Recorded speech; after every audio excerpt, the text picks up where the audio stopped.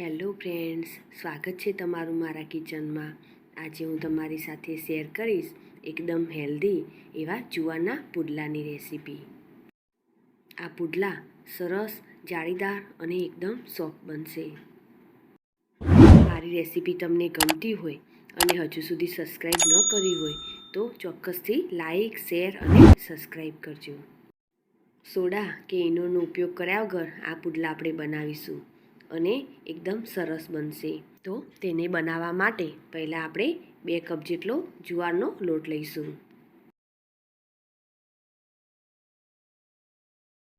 હવે તેમાં અડધો કપ જેટલો રવો લઈશું.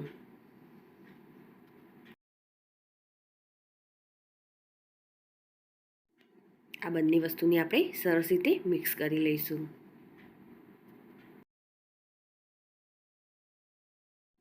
હવે તેમાં થોડું થોડું પાણી ઉમેરીશું અને બેટર રેડી કરીશું. અહીં આપણે જુવારનો લોટ લીધો છે, તેથી પાણીની વધારે જરૂર પડશે, પરંતુ આપણે પહેલાં થોડું થોડું ઉમેરીશું અને તેને મિક્સ કરીશું.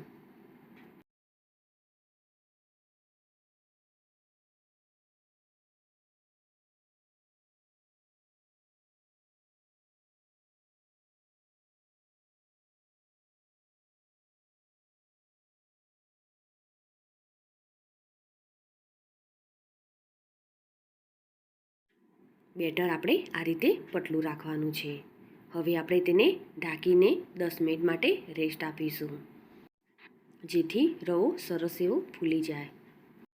હવે એક પેન લઈશું, તેમાં 2 ચમચી જેટલું તેલ ઉમેરીશું અને તેમાં રાઈ ઉમેરીશું અને તેમાં જીરું અને હિંગ ઉમેરીશું. હવે તેમાં એક મીડિયમ સાઇઝની ડુંગળીને કટ કરીને ઉમેરીશું અને તેને સાંતળી લઈશું. અહીં આપણે હેલ્ધી રેસીપી બનાવીએ છીએ, એટલે બને તેટલો ઓછા તેલનો ઉપયોગ કરીશું.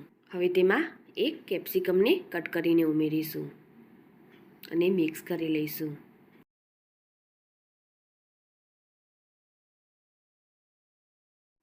હવે તેમાં એક મીડિયમ સાઇઝના ટામેટાને કટ કરીને ઉમેરીશું. હવે બધી જ વસ્તુને આપણે તેલમાં સાંતળી લઈશું. હવે તેમાં સ્વાદ પ્રમાણે મીઠું ઉમેરીશું અને તીખાશ પ્રમાણે લાલ મરચું પાવડર ઉમેરીશું અને 1 ચમચી જેટલી હળદર ઉમેરીશું. હવે આ બધી જ વસ્તુને આપણે સરસ રીતે મિક્સ કરી લઈશું. વેજીટેબલ થોડા સોફ્ટ થાય ત્યાં સુધી આપણે તેને સાંતળી લઈશું.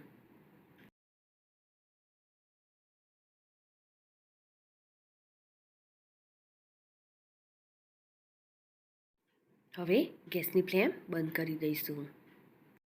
હવે 10 મિનિટ પછી આપણે બેટરને ચેક કરીશું. તો બેટર સરસ એવું રેડી છે.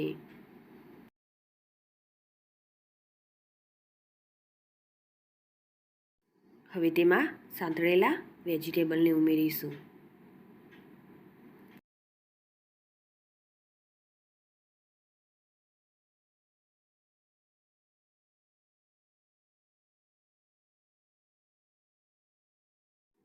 સરસ રીતે મિક્સ કરી લઈશું.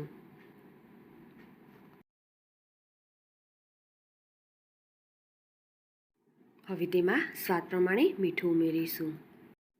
આપણે વેજીટેબલમાં મીઠું ઉમેર્યું હતું, એટલે તે પ્રમાણે મીઠું ઉમેરીશું. તેમાં 1 ચમચી જેટલો ધાણા જીરું પાવડર ઉમેરીશું. 1 ચમચી જેટલા તલ ઉમેરીશું અને અડધી ચમચી જેટલો ચાટ મસાલો ઉમેરીશું. હવે આ બધી જ વસ્તુને આપણે સરસ રીતે મિક્સ કરી લઈશું. બધી જ વસ્તુને મિક્સ કરી લીધા પછી તેમાં આપણે 1 ચમચી જેટલી ખાંડ ઉમેરીશું અને 1 લીંબુનો રસ ઉમેરીશું.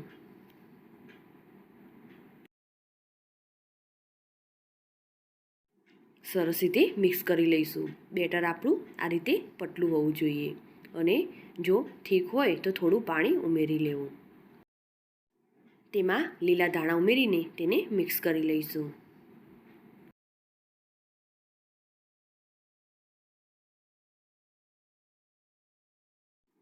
હવે પેન લઈશું અને તેમાં તેલ લગાવી લઈશું.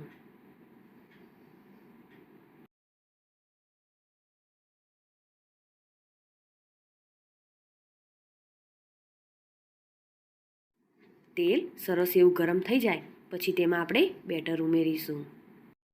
બેટરને ઉમેરતી વખતે તેને આપણે સરસ રીતે મિક્સ કરીને પછી ઉમેરીશું. તમારે જેટલો પુડલો જાડો કે પતલો કરવો હોય તે પ્રમાણે બેટર ઉમેરવું.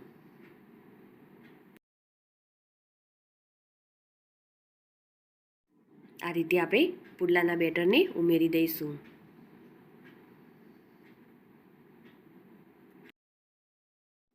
હવે તેને લો ફ્લેમ પર થવા દઈશું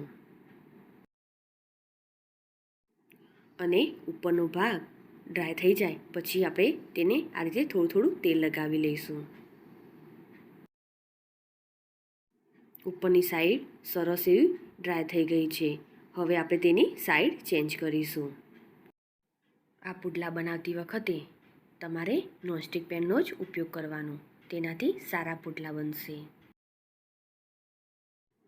તેની સાઈડ ચેન્જ કરી લઈશું. સરસ એવી જાળી પડી છે અને સરસ એવો એક બાજુ કલર પણ સરસ આવી ગયો છે. હવે આપણે બીજી બાજુ પણ તેને થવા દઈશું. સરસ એવો બંને બાજુ થઈ ગયો છે. હવે આપણે તેને બહાર કાઢી લઈશું. તો સરસ એવો પુડલો રેડી થઈ ગયો છે. હવે તે જ રીતે આપણે બીજા પુડલાને પણ બનાવી લઈશું. હવે પેન ઉપર થોડું તેલ લગાવી લઈશું અને તેના પર બેટર ઉમેરી દઈશું.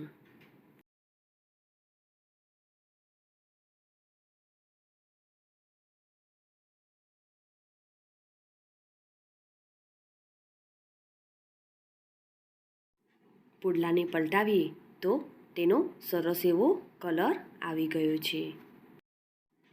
તો આ રીતે આપણે બધા જ પુડલાને રેડી કરીશું.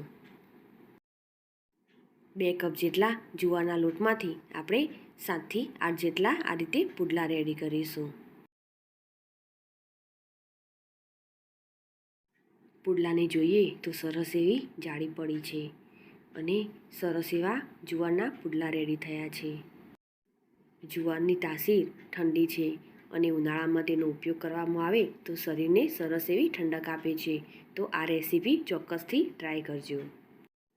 તો તૈયાર છે એકદમ ટેસ્ટી અને હેલ્ધી એવા જુવારના પુડલા. મારી આ રેસીપી તમને ગમી હોય તો ચોક્કસથી લાઈક કરજો. સાથે જ તમારા ફેમિલી મેમ્બર્સ અને ફ્રેન્ડ્સ જોડે શેર કરજો અને મારી આ ચેનલને સબસ્ક્રાઈબ કરી બાજુ આપેલ બેલ આઇકોન પ્રેસ કરજો જેથી નવી રેસીપીના અપડેટ તમને મળતા રહે. ફરી મળીશું આવી અવનવી રેસીપીના સાથે.